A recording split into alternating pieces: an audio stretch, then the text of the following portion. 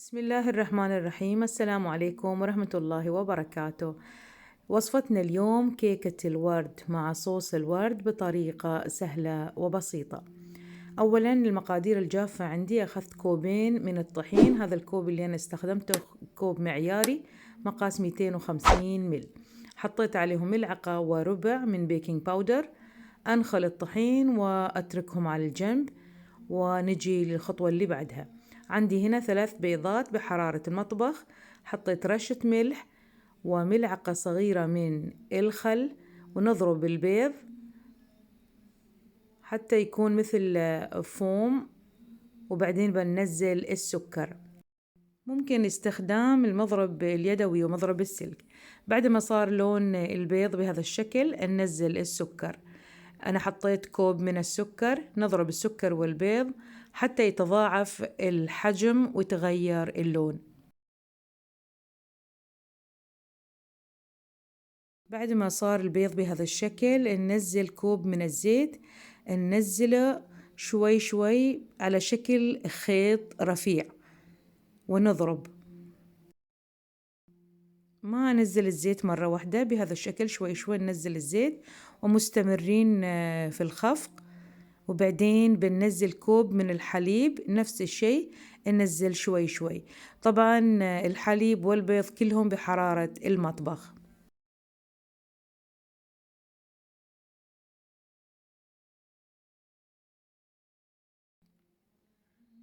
والحين بضيف ملعقة صغيرة من ماء الورد المركز. إذا ما موجود عندكم ماء الورد مركز ممكن نضيف ملعقة كبيرة من ماء الورد العادي. وأيضا بحط شوية من ملون غذائي لون كذا وردي أو أحمر، ونضرب حتى يتغير اللون ويصير لون وردي عشان نقربه إلى لون الورد. وبعدين بنزل المقادير الجافة كلهم، نزلتهم مرة واحدة وكذا أخلطهم حتى تختلط كل شيء وتتجانس. وبعدين أضربها شوية بالمضرب الكهربائي، ما أكثر من الخفق، شوية حتى بس تتجانس كل شيء كل المكونات وخلاص توقف. وعندي هنا بايركس دهنته بالزبدة، بنزل الخليط الكيك كله في البايركس وبدخله الفرن على درجة حرارة 180. أخذت مني 50 دقيقة تقريبا. ونجي للصوص أو للتشريبة.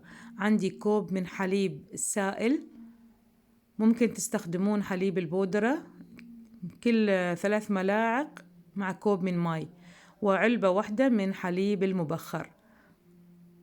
وبضيف أيضا ربع علبة حليب المركز المحلى. ممكن أيضا استبدال الحليب المحلى بالسكر. وبضيف ماء الورد ملعقة صغيرة، وأيضا الملون الغذائي، كلهم أخلطهم مع بعض. بعدين أرفعهم فوق النار شوية، أسخنهم، ما أوصل لدرجة الغليان، إنما فقط يسخن خلاص أرفعهم من على النار وأخليهم على الجنب.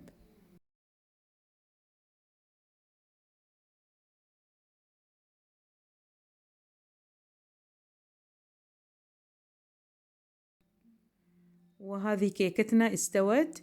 نختبر الاستواء، ندخل عود أو خل أسنان، إذا طلع نظيف يعني الكيك مستوي. بعدين عملت ثقوب بهذا الشكل بعود المشكاك أو بالشوكة عادي. وبعدين بنزل التشريبة كامل ونخلي جزء من تشريبة، وبعدين بغطي الكيك بالصوص وأخليها على الجنب حتى تبرد الكيكة تماما وتتشرب من التشريبة. نيجي للطبقة الأخيرة. حطيت كوب من كريمة شانتيه مع كوب من حليب البارد المثلج، أضربهم مع بعض حتى تتكون عندي كريمة متماسكة. نلم كل شيء من الجوانب وبعدين أضرب.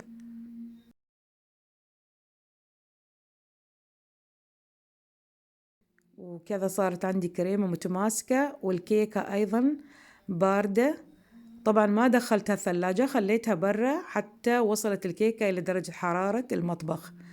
وحطيت طبقة من الكريمة،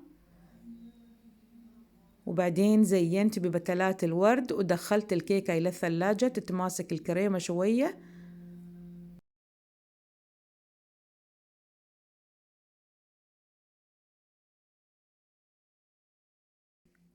والحين بعد ما طلعنا من الثلاجة والكريمة متماسكة، نقطع جزء ونراويكم الشكل من الداخل.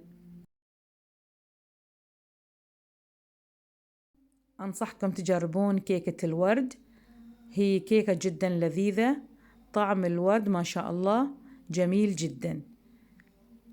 وكذا أسقيها بشوية من التشريبة.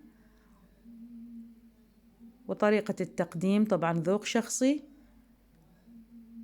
لكنها جدا لذيذة الكيكة. وأتمنى أنكم حبيتوا الوصفة، وبالعافية، والسلام عليكم ورحمة الله وبركاته.